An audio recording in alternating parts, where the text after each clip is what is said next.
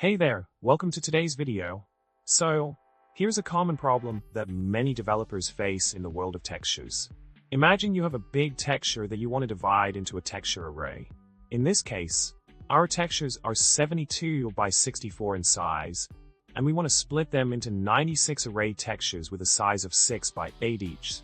Surprisingly, even though they consume the same amount of pixels, the texture array ends up taking up significantly more memory space.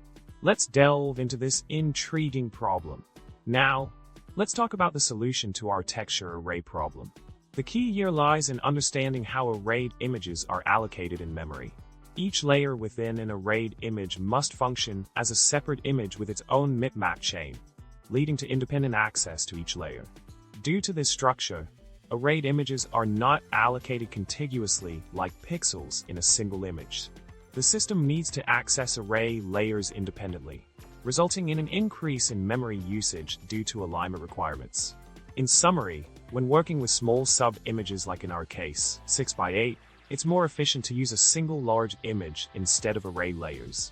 This approach minimizes wastage of memory space caused by alignment requirements in arrayed images. And there you have it, a neat solution to optimize your texture allocation woes. Thanks for tuning in, and remember to subscribe, like, and comment below with your thoughts. See you in the next video.